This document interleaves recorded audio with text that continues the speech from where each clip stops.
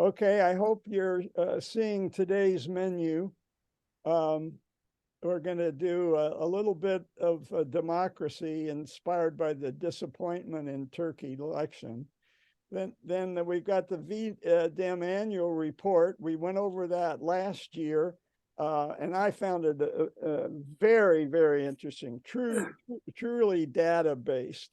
Um, and then we're going to look at the U.S. global retreat in line with what Mike Stein was just talking about, and China's challenge. Empires come and go.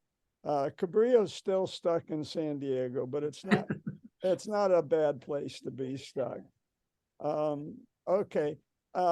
So there were immense pre-election hopes. Here's the Economist article. If Turkey sacks its strongman, Democrats everywhere should take heart. Well, now Democrats everywhere are not taking heart at all. And we're going to continue on 20 years of increasingly autocratic rule. It looks like Erdogan's going to win. It's not over. The fat lady hasn't sung yet, but she's clearing her throat. He got 49%, and so he didn't get the 50%. The challenger got 45%, and they're going to go for the 5% of nationalists, and the nationalists are going to go to Erdogan. West had to help Turkey succeed. This is the guy that they put up. He was a compromise candidate. He's old. They're dealing with the same problem that we're having of putting up an old candidate. Still, even though he was a compromise and colorless and old, in the face of all the economic catastrophe with Erdogan and his crazy policies that won't let interest rates rise, inflation continues to go nuts. We're talking 40, 50%. And then the dismal performance after the earthquake, hopes were high. But now they're very low. I don't know how many of you follow Fareed Zakaria. He has his Sunday show, and he was so down about the election. He drugged me down with him. He knows a lot more than most people, I'd say, and he's on first name basis with leaders around the world.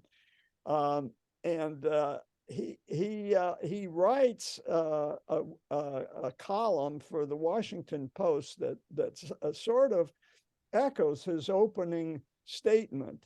And so I went and found it. And I'm going to summarize his conclusions, try to make it short and sweet.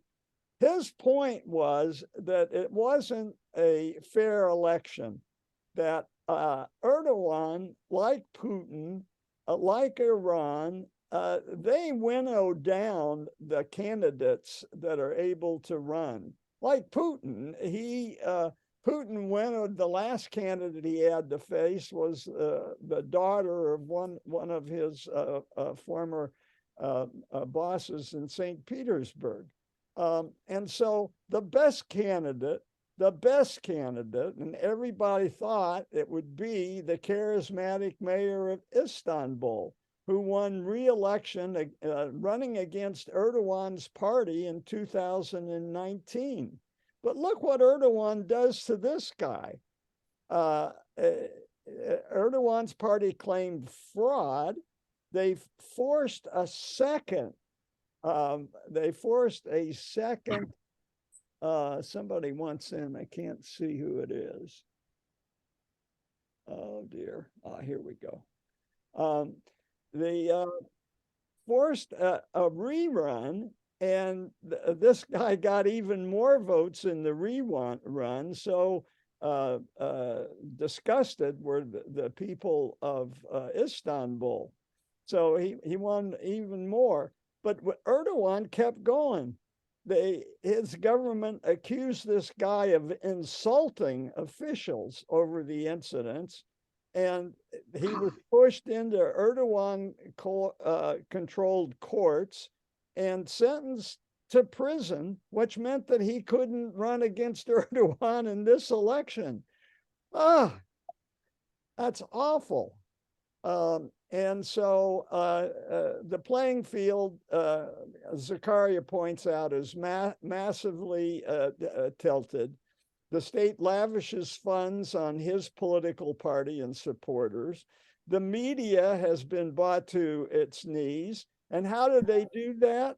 If there is an independent newspaper or TV station, Erdogan supporters buy it up.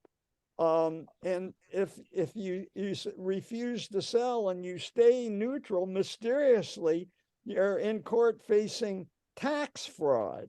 And so all of the people that could stand up to Erdogan have been forced to sell. So in this last election, state TV spent 32 hours of coverage on Erdogan in 32 minutes. So there for his opponent. So there was must have been an hour to minute ratio allowed. Of all the democracies, Turkey imprisons the most journalists, and The Economist has been following this for a decade. And 30,000 cases of people insulting the president. I mean, this is a police state. And the courts that control the elections, I guess, they still have some independence, as demonstrated in the election in Istanbul in 2019. But who knows about now? Was it really 49%? And NGOs, civil society, another phrase for NGOs, they are being mowed down, being investigated, just like Putin has done in Poland too, by the way, in Hungary. So these autocracies or democracies with autocratic tendencies have a lot of tricks. And then social media, they can block Twitter. They can block opposition figures on Twitter. They can block, as Erdogan did, critics of him after the earthquake. They can shut down social media. So this is an example. We're going to go to V-Dem, and they use all of these things that Zakaria is complaining about to rank how much democracy is going on. So in Zakaria's summary, he throws in India, Hungary, of course, Russia and Iran, but he throws in Mexico. And he takes to task these observers, independent observers that go out and say, oh yeah, it was a fair election. The ballots were properly cast. But come on, this whole process cannot be called a free election. So he says we need a new vocabulary. Well, V-Dem last year, when we discovered it, supplied us with a new vocabulary. And David Pepper and I, we're very much into presenting data, and they have done a really good job. It's Scandinavian outfit, and they've done really a good job of analyzing and presenting the data. And they have this category, electoral autocracy.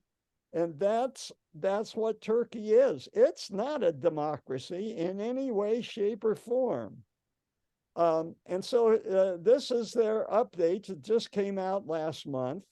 You can get it here if you want to read it on your own. It's available, PDF. And this, of course, is a woman in Iran on the cover. And defiance in the face of autocratization is the theme. The autocrats are winning, but you look around the world and there's some defiance. And Iran, interestingly enough, it's women. And we're going to see at the Cannes Film Festival, women are involved in defying autocracy. So they start with a little bit of good news, and I'm going to deal with that first, but don't be dissuaded. There's a lot of bad news. Yes, Bob. Yeah, well, it goes back to the free and unfair elections in Turkey. That law, the penal code for making offensive remarks or insulting the president, goes back to 1926 to the Turkish penal code. Really? And so it was rarely used. It was just a few hundred a year until Erdogan was elected, I think, in 2014. Yeah, I mean, he's imprisoning thousands and thousands of people for insulting the president. And it's law. It's the law. So there you are. That's the end of my comment. Yeah, well, that was right. 1926 was right after their Great Revolution, right? Where they came in and changed, got rid of Islam and got rid of Arabic and started writing Turkish, right? So it was Ataturk was you think Mao was a reformer. Mao couldn't reform Chinese language, but Ataturk reformed language in his country and changed society. So there are a lot of criticisms of Ataturk, and okay, it's very interesting. Bob, thanks for sharing that. I didn't know that this law was that old. I love these kind of connections. So everybody pipe in, and yeah, you note Bob has mastered the raise your hand reaction button. So you're sure to get my attention. I think it's a great device because all you have to do is press a button, and you don't have to. Thank you, Bob. And you don't have to get into. Oh boy, we got somebody else new coming in, and I can't see who it is. So you don't have to. Here we go, Bob. You don't have to be timid. Just hit that button, and you'll automatically go to the top of my boxes of y'all, and I'll call on you. All right, so there's a lot of bad news too. So welcome, Bob. You're just in time for a little bit of good news. So Thank you. This is going to have to hold you over. 8 of the top 10 democratizing countries over the last 10 years have advanced to being full democracies. 4 of those top 10 have transitioned from autocracy all the way to democracy. 8 democracies are bouncing back, making U-turns after following the autocratic road. The bad news is that those democratizing countries are lower than normal, and it's only 2% of the world population. Sorry. Africa's both good and bad. It has 5 democratizing, but unfortunately twice as many in the opposite direction. Democratizers have been successful in decreasing the government's use of disinformation. So if you're going to reform, go after disinformation. And boy, do we have it in this country too. And, you know, they look at levels of polarization, and they found one country in the world that has decreased levels of polarization, Fiji. So here's the good news. Progression from electoral autocracies, upgraded. Both Armenia and Georgia, that's where Ramsey visited. So maybe he spread the word. But also Gambia, surprisingly, Honduras is on the upward path, as is Nepal and Sri Lanka. But here's the bad news. Freedom of expression has deteriorated in 35 countries. Government censorship also up massively. Repression of NGOs or civil society, 37 countries.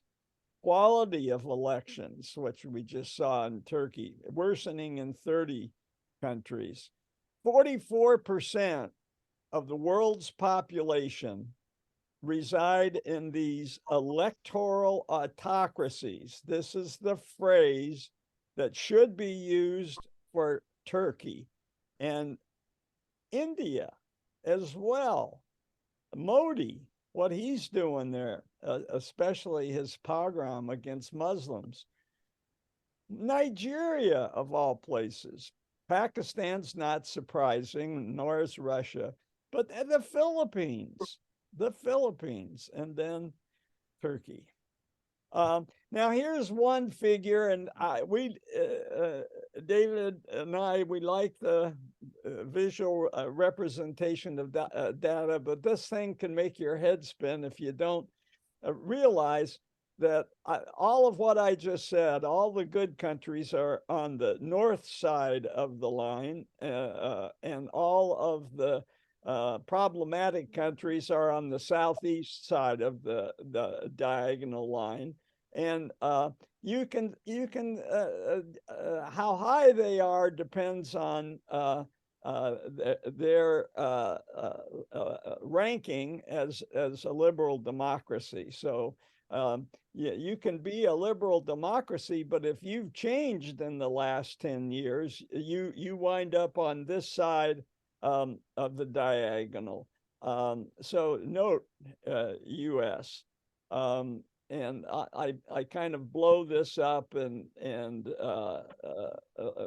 mention a few countries. Greece, the mother of democracy, the US of A, Brazil, Botswana, though at one point the hope of Africa.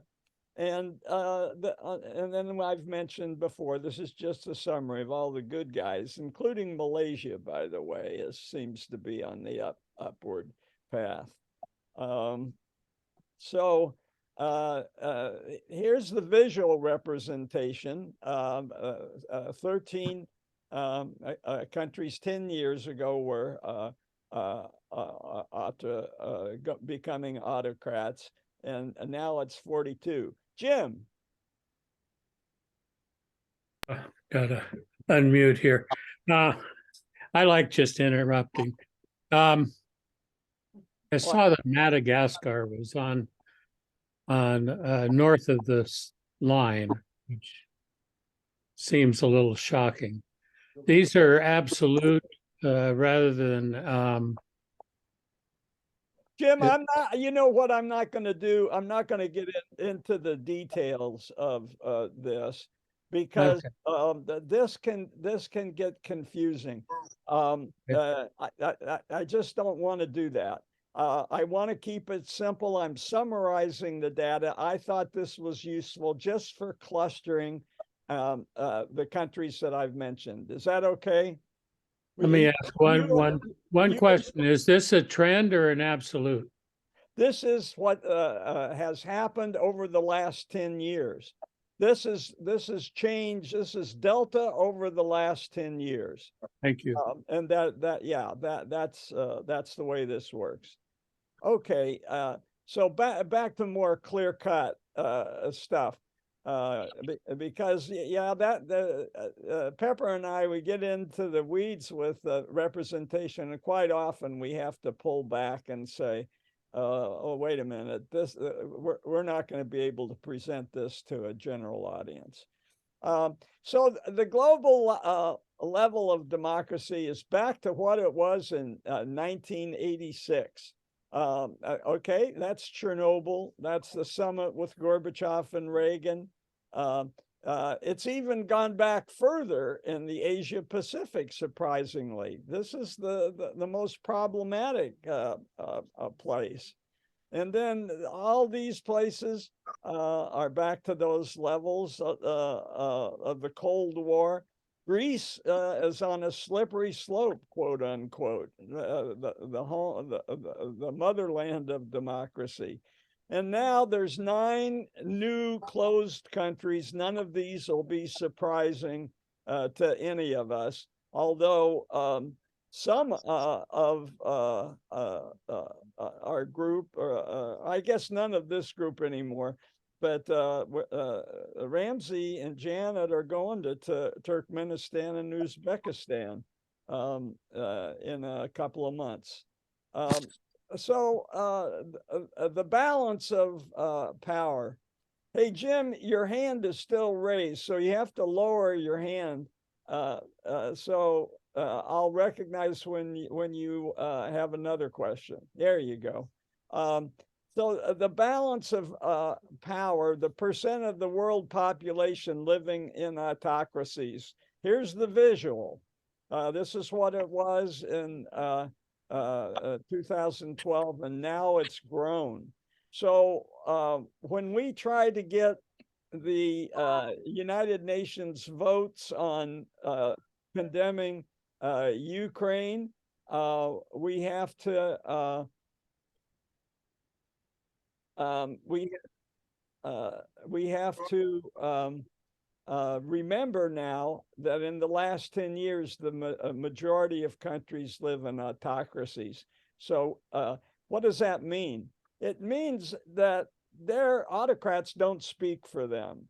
And that's how this statistic has been used by China to say you're not in control anymore. 72% of the world is in favor of Russia. No, that's not the interpretation at all. These are autocracies that have grown, and they don't consult their people. That's what an autocracy is. They don't rule by consent. So what? As long as the world trade is dominated by democracies, that's what it's all about. Well, the share of world trade between democracies has fallen, so that's problematic. And now, instead of looking at autocrats themselves, autocratizing, that was 5% in 2012. Now it's 43%. I think this is useful, is the 6 regions of the world. Unsurprisingly, Western Europe and North America are doing just fine. The bluer you are, the more liberal your democracy is. And there are, as opposed to electoral autocracies, there are electoral democracies. So this is the pecking order, right? The blue at the top, steel gray, pretty good, but not perfect. electoral autocracies like Turkey, and it's sad to have such a vivid case presentation of the unfairness of an electoral autocracy. But here it is, and God bless V-Dem for making it so clear, and breaking it down into regions. Asian Pacific was doing pretty well, but they've fallen the most in the last 10 years. Eastern Europe ain't doing so well. In Central Asia, we've just had those examples. Sub-Saharan Africa is autocratizing at twice the rate that it's liberalizing. And then the Asia Pacific, I might have misspoke. This is Latin America. I think I might have misspoke. This is Latin America, our own backyard, not doing too badly. But Asia Pacific, led by China, of course, has regressed the most in the last 10 years. The Middle East has always been bad and still is. Okay. So the Middle East and North Africa, there's a new abbreviation floating around called MENA, MENA. And that's what it means, the Middle East and North Africa, just for further references. Now, this is the representation, the visual that I like. This helps me solidify the point that they're making. And this is Jim Teisel, this is an absolute map of the world at this moment in time. So here's Turkey as electoral autocracy, and this I was talking with Bruce early on. I think this is Belize. Right here, and they're drifting into the red along with Peru, and I think this is Uruguay or Paraguay. Note Mexico is solidly in the red, and most of Africa, of course, Russia and China. Even Mongolia is drifting. We see India here, and of course, our history comes from Europe. Yeah, Jim, again. Yeah, Belize is just below Yucatan. You were way up. You were down in Guyana and Suriname there. Belize is just below Yucatan and Cuba. Oh, thank you. Thank you. Thank you for the correction, of course. And Paraguay is way down between Argentina and Brazil. I think here. I think and Bolivia. Yeah, I think I got that right. Yeah. Oh yeah, thank you. You got to keep an eye on me. Thank you, Jim. And then here is not the absolute, but this is the trend. So democratizing versus autocratizing. And so this is the difference. The trend in the last 10 years. And look at Poland and Hungary. Their trend is not. What's the big difference up in Paraguay? This is Brazil. Oh, Brazil. Yeah, that's Brazil. Okay. Yeah, and interestingly, here's Madagascar. And here is Ecuador. Right, Jim? Yeah, but I couldn't hear too well. The wind is blowing. Yeah, I think this is Ecuador. Oh no, I'm okay. Correct. All right. Good.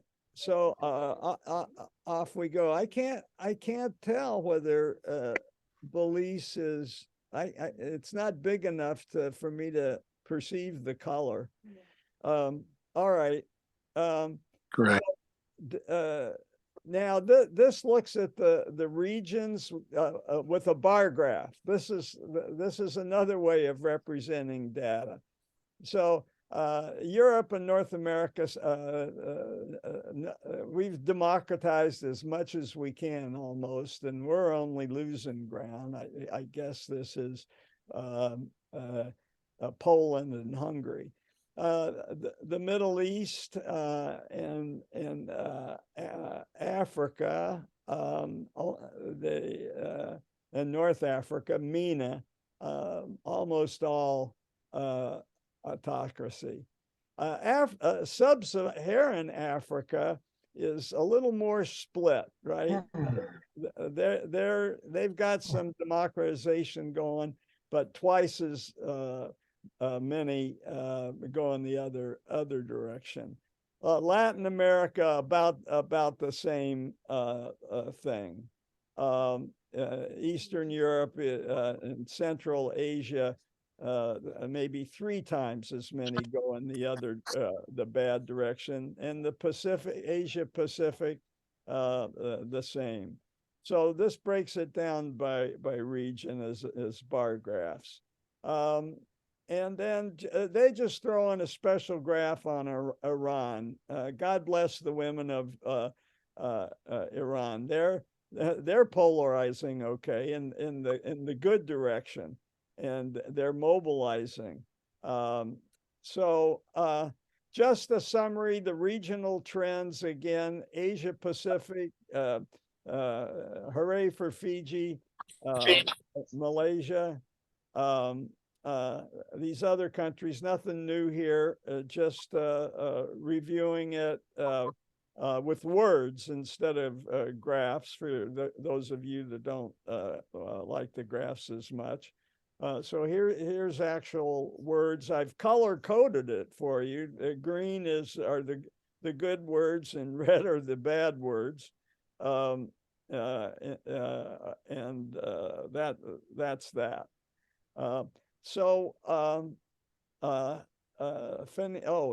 Finishing the regional trends. I couldn't get it on one slide. So again, green, good, red, bad. And so in Western North America and Western Europe, unfortunately, Greece and the United States are in the red. So, and this is using 20 measurements that V-Dem has come up with. I went over those last year. I decided not to do it this year. I could do it next week if anybody insists. This is having a real impact. Right now at the G7, I think they're continuing, but Biden went home early to deal with the debt ceiling. He's missing a meeting of the defense quad. This is having real consequences, our polarization, on our ability to lead the world. So I'm just going to make this point that I've been making on and off for the last couple of years. We're in the age of the strong man. And quite often in history, it requires 20 years for historians to start talking about things. Everything up before 20 years technically would be journalism, or what they the phrase, the first draft of history is what journalists do. But once you have something that's lasted 20 years, you've got a real problem. This isn't just flow and ebb of different fashions. We've got a real problem with Putin and Xi, and of course we've got our own.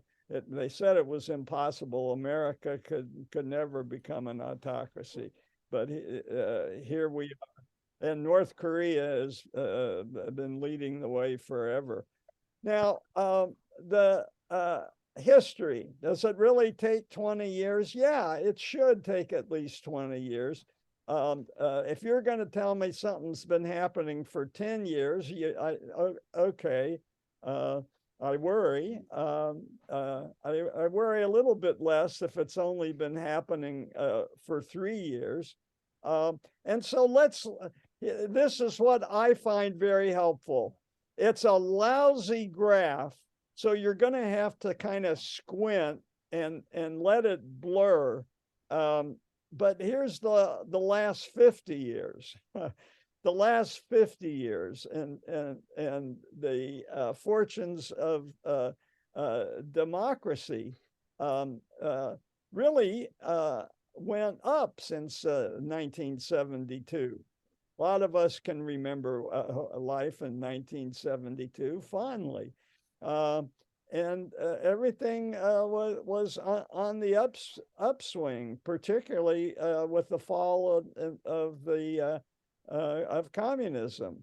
And then, things kind of leveled off, but okay, things are going to level off, but then things start to drift down the last 20 years, in particular the last 15. And it seems to be a worldwide phenomenon. Okay. What's the orange line, John?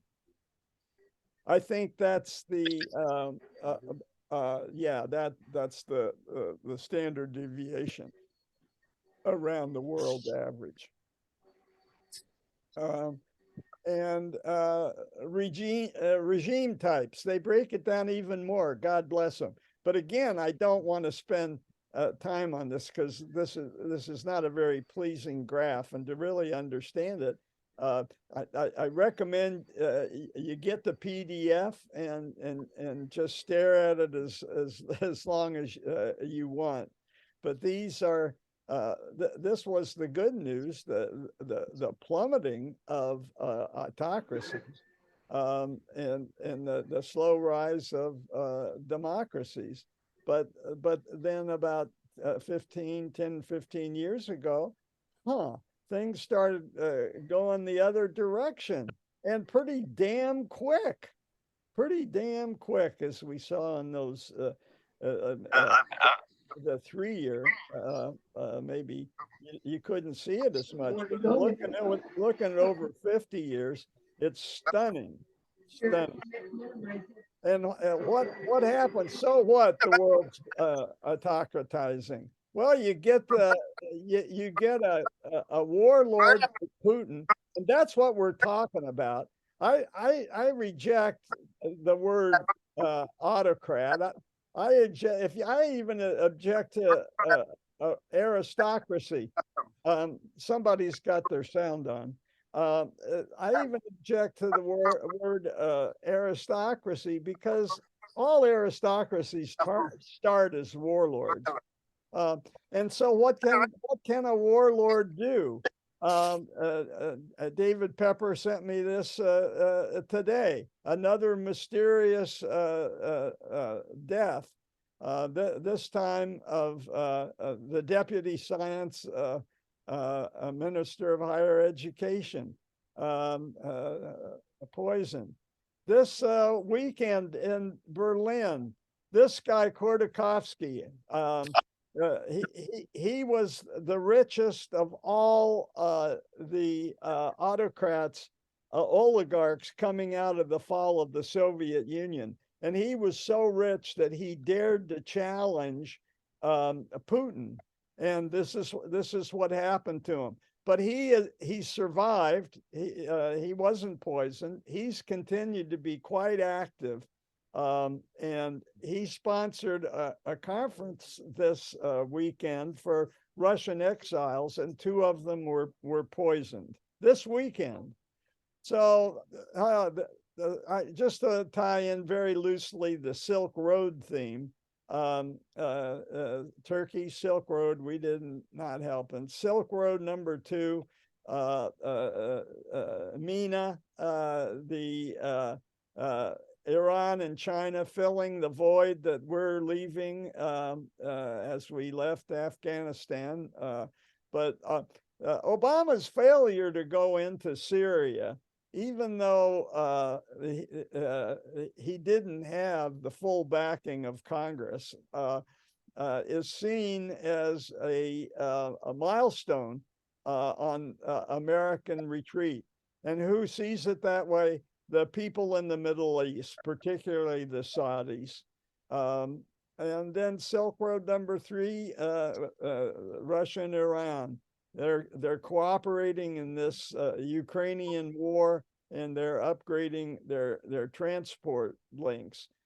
There are some stands,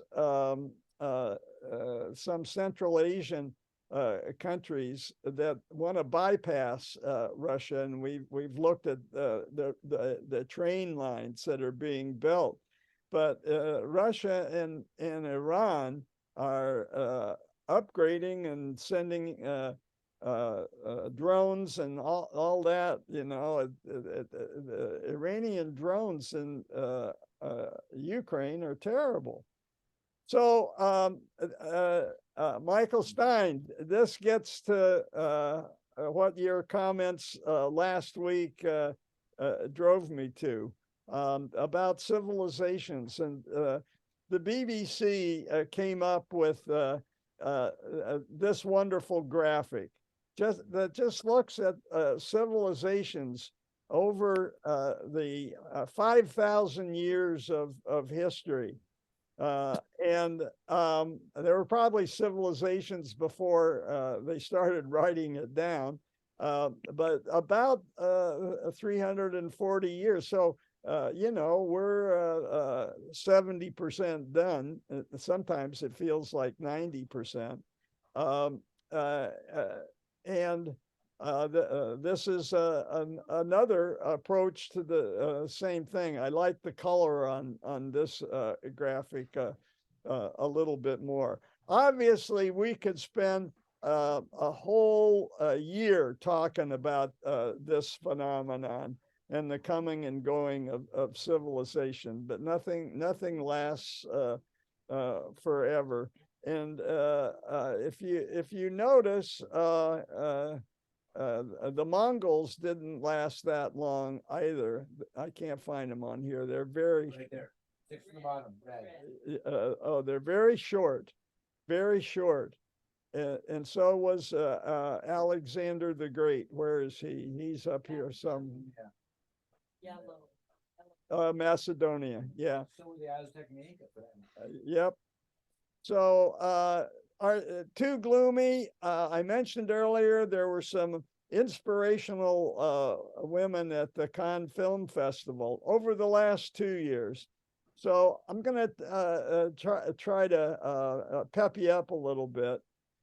This year, a woman got down halfway down the red carpet, took out and squirted herself with fake blood. She was wearing, as you can see, the colors of Ukraine. Last year it was even more dramatic, and another woman. I'm going to hold this. I've got a film. We'll see how we do.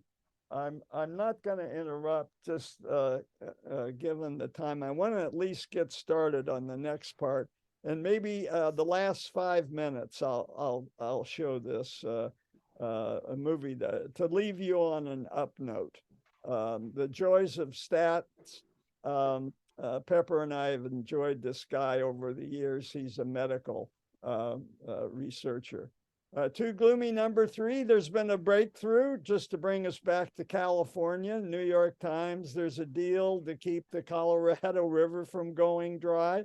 We spent a lot of time talking about that earlier when we took the water tangent going through California history. and we'll be back to it. Now I'm going to segue back to China, the G7 summit. And they said, hey, we're not decoupling, we're de-risking. That's the new vocabulary.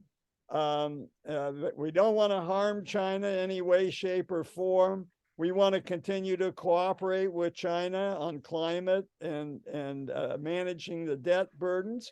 By the way, there was a big breakthrough in China cooperating with IMF on giving Ghana some debt relief. China has been the hard nose. No, everybody has to pay all their debts, whereas the West has usually been pretty lenient when it comes to forgiving debts, not forgiving, but giving people haircuts, as they call it, on debt that's not going to be paid back.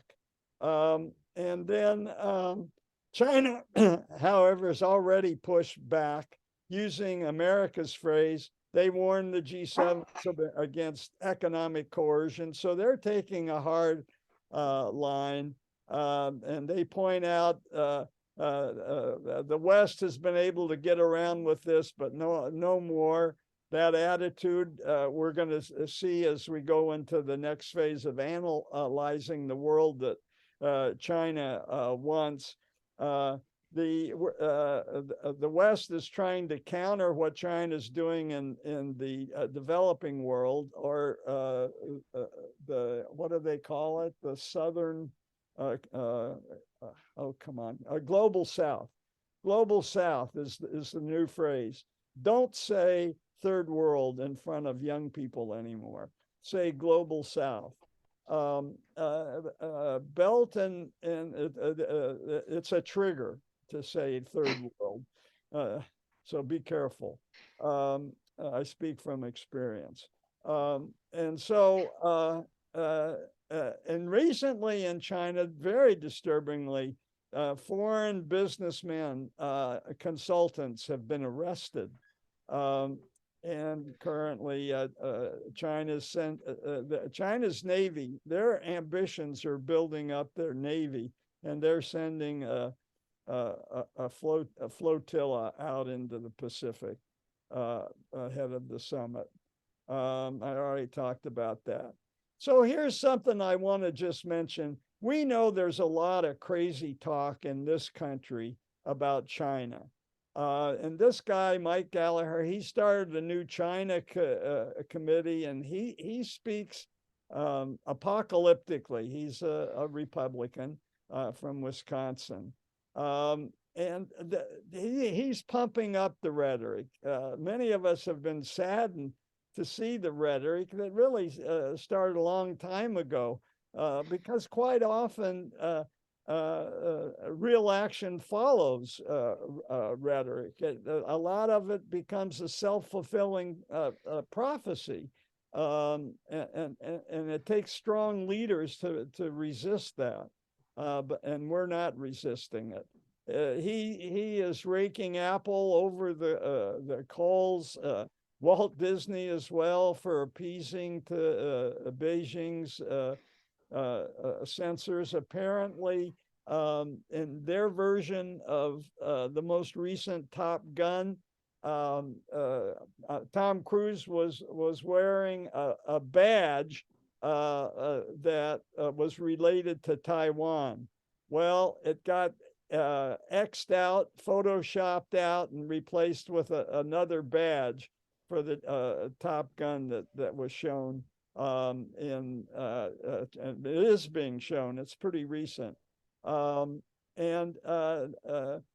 He's raking Nike over the coals, Tysell, for using forced labor in making their shoes. So I think I'll end with this thought from Zany Minton Beddoes. She is the editor for The Economist. She's quite often a guest on Fareed Zakaria's show, and she recently took a trip to China, and she came back, and there was a headline article, "It's worse than you think." And one of the problems is the rhetoric in America. In China, they take it as government policy, because in China, the rhetoric is government policy. They don't understand the give and take of democracy, and particularly the overheated, polarized rhetoric in our country. And it's feeding into this feeling in China that they are being oppressed, and that we're trying to keep China down. And as you'll see next week, Xi Jinping, when often refers to the Opium Wars, and that this is the West trying to do the same thing. She gave me a very sobering insight. As long as I'm on the topic of the economists, they've got a podcast, a weekly podcast. I probably mentioned it, but the one this week is illuminating. It's titled "The Outbreak of Bossiness." And you get a peek of what's going on inside China that I can't find really anything anywhere else on a weekly basis. And these are obviously economist reporters. And what is this bossiness? Well, with zero COVID, you needed enforcers. To shut down a city like Shanghai at 27 million, you need enforcers. And the Communist Party, which is, I think, like 8% of the population, they went out and set up structures of volunteers. There's a name for them. I don't want to get into the weeds on that. But let's call them COVID volunteers that went down to the level of 10 families, so that there be a deputy in charge of 10 families.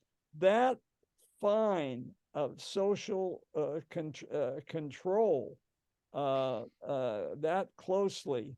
There was there's always been a city deputy police version of these guys. They're not really police. They don't have authority, but they're kind of volunteers. Maybe they're paid a little, and they're called Chagwan, and people hate them. They detest them. Now they're putting up a rural version of this, building off of the COVID structure that goes all the way down to as fine a unit as 10 families.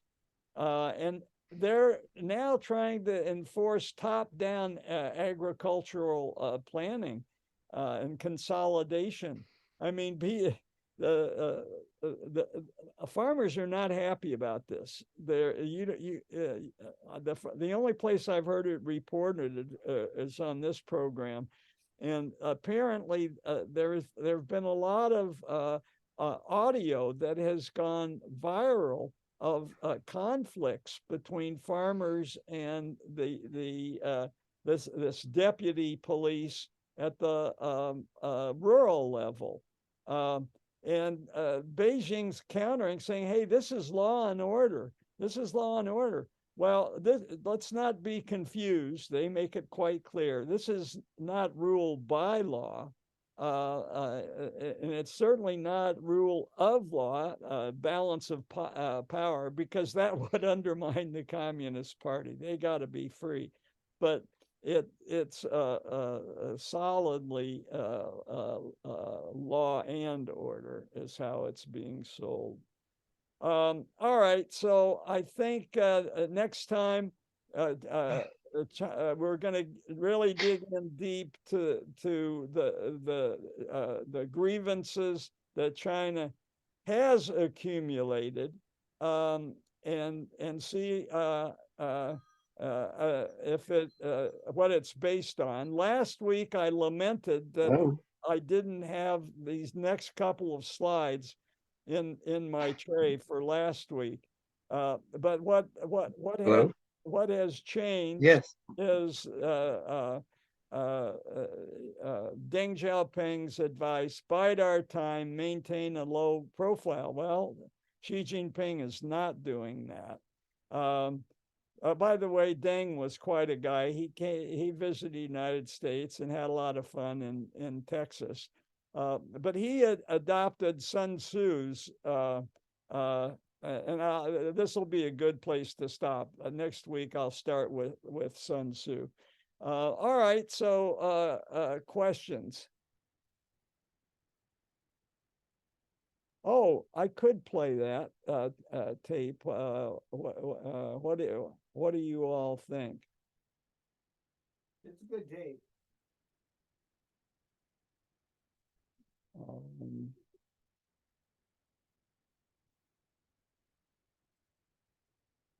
So, share the tape. Sure, play the tape. 4 minutes. Okay, the question is, will John be able to play the tape? The red button will be on the right, John. The applications on that means it's play. Oh, wait a minute, I'm gonna stop share for just a second. Bring it up on your. Yeah, get on your screen. Yeah, you're right. It's very helpful to have people looking over my shoulder. I'm very grateful to Jim Tyso for looking over my shoulder, and Michael Stein for adding comments, and today for my live audience. Rudy's not here because he's in London. God bless him. All right, here we go. And I'm gonna start it here, I hope. Oh, I've got to click those two buttons, don't I? Yeah, I do. You get better sound quality. Yeah, for sure. All right, now I'm gonna share. All right, so this guy is a hero of Pepper's and mine. He is an epidemiologist. So here we go. First, an axis for health, life expectancy, from 25 years to 75 years.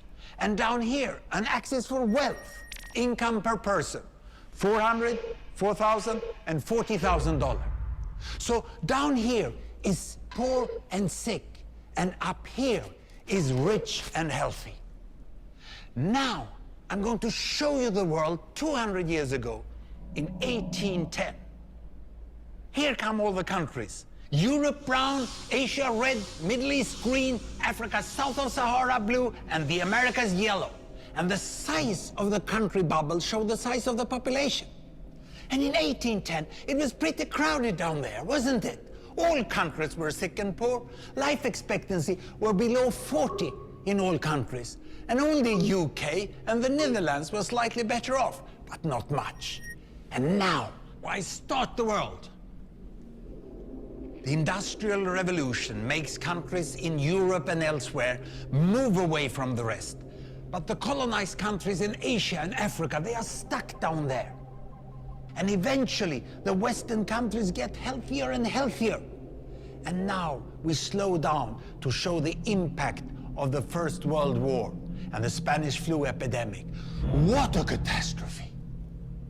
And now I speed up through the 1920s and the 1930s. And in spite of the Great Depression, Western countries forge on towards greater wealth and health. Japan and some others try to follow, but most countries stay down here. Now, after the tragedies of the Second World War, we stop a bit to look at the world in 1948. 1948 was a great year. The war was over, Sweden topped the medal table at the Winter Olympics, and I was born. But the differences between the countries of the world was wider than ever. United States was in the front, Japan was catching up. Brazil was way behind, Iran was getting a little richer from oil, but still had short lives. And the Asian giants, China, India, Pakistan, Bangladesh, and Indonesia, they were still poor and sick down here. But look what is about to happen. Here we go again. In my lifetime, former colonies gained independence, and then finally they started to get healthier and healthier and healthier. And in the 1970s, then countries in Asia and Latin America started to catch up with the Western countries. They became the emerging economies. Some in Africa follows. Some Africans were stuck in civil war and others hit by HIV. And now we can see the world today in the most up-to-date statistics. Most people today live in the middle, but there are huge differences at the same time between the best of countries and the worst of countries. And there are also huge inequalities within countries. These bubbles show country averages, but I can split them. Take China, I can split it into provinces. There goes Shanghai. It has the same wealth and health as Italy today. And there is the poor inland province Guizhou. It is like Pakistan. And if I split it further, the rural parts are like Ghana in Africa. And yet, despite the enormous disparities today, we have seen 200 years of remarkable progress. That huge historical gap between the West and the rest is now closing. We have become an entirely new converging world. And I see a clear trend into the future. With aid, trade, green technology and peace, it's fully possible that everyone can make it to the healthy, wealthy corner. Well, what you just seen in the last few minutes is a story of 200 countries shown over 200 years and beyond. It involved plotting of 120,000 numbers. Pretty neat, huh?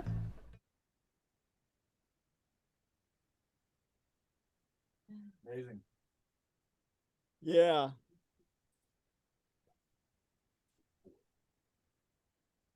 Thumbs up.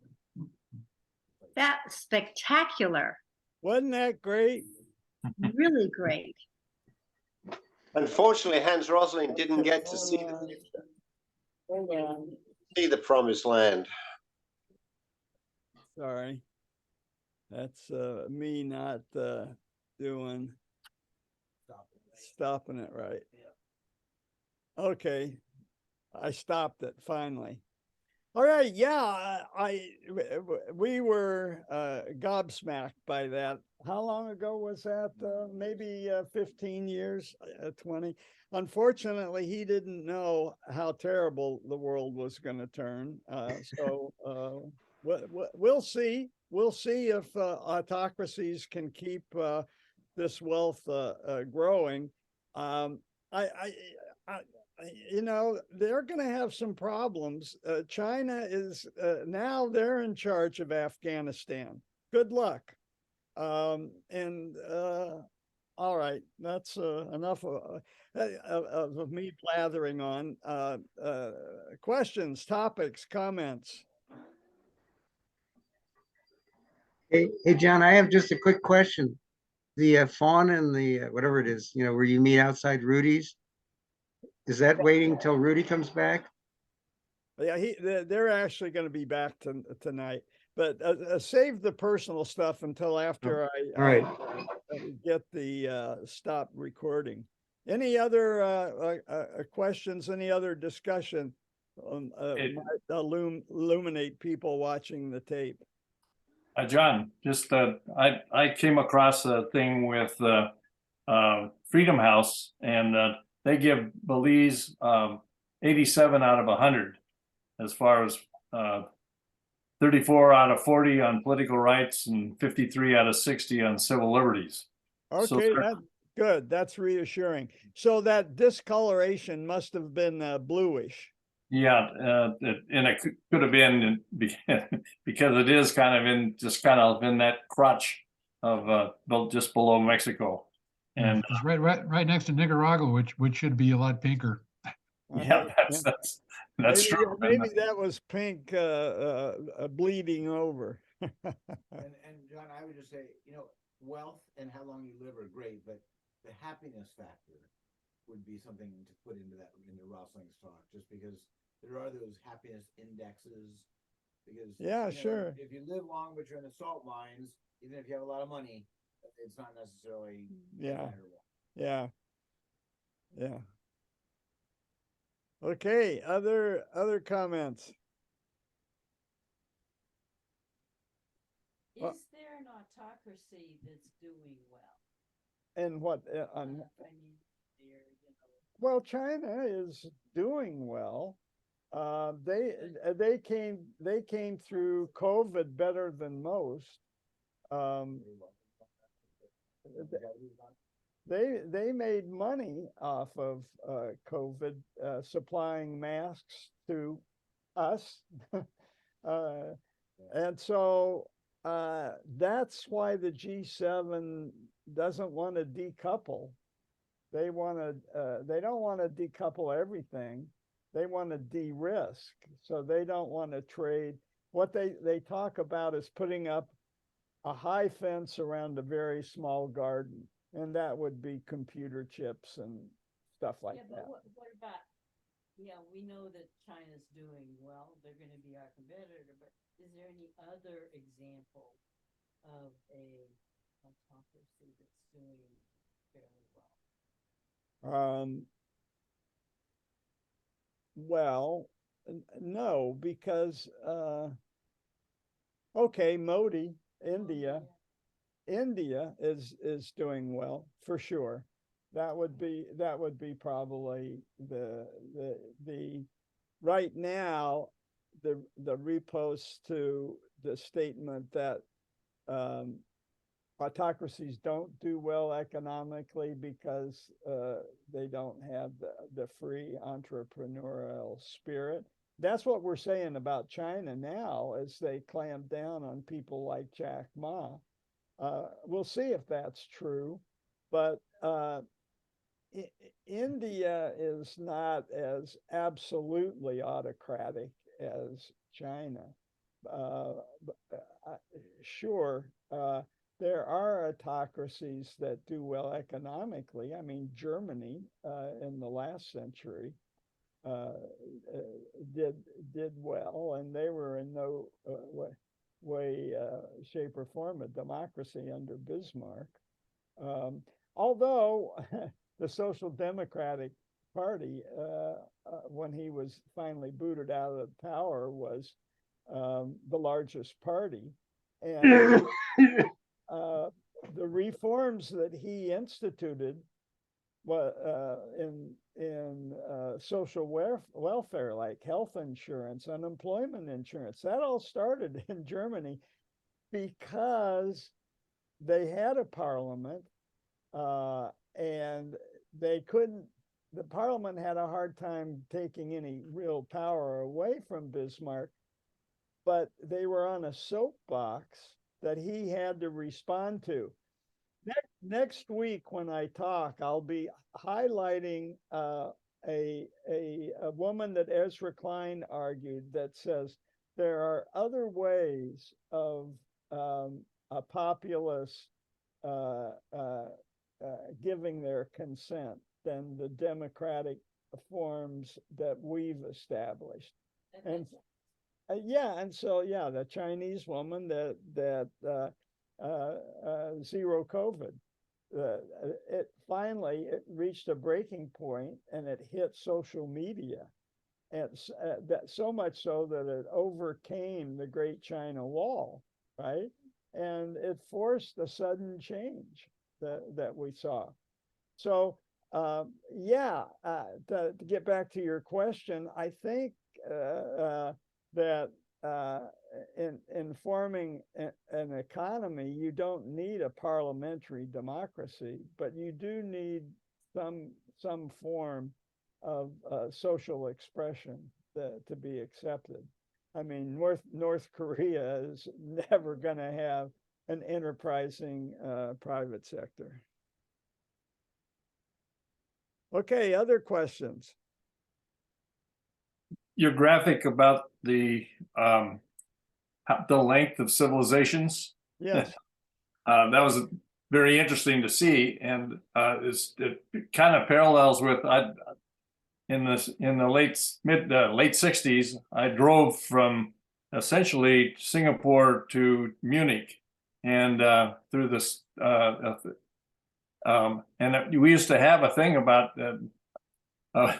about every 400 years you go to another capital and another civilization. So it was very interesting that's kind of that parallel, because whether it be the Muhammad Ghazni and the irrigation schemes there, or we had the Persians, and we were always chasing the peacock throne, which ended up finally in Turkey. So it's kind of an interesting interesting thing. So we as the world turns.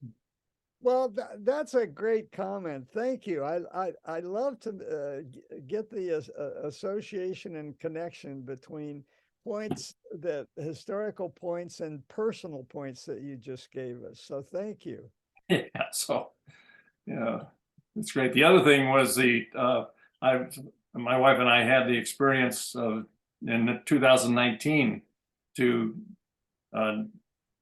reverse, go from Tashkent in Uzbekistan, then through Turkmenistan, Azerbaijan, Georgia, and Armenia.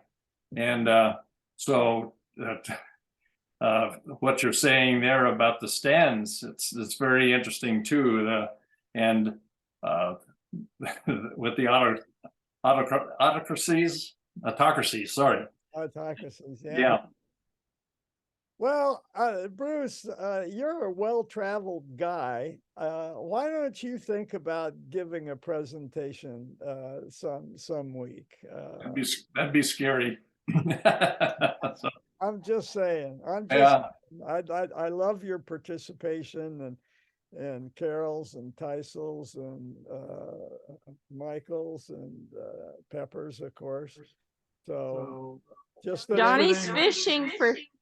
Yes, he's Johnny's fishing for substitute teachers. This has been very interesting. Yeah.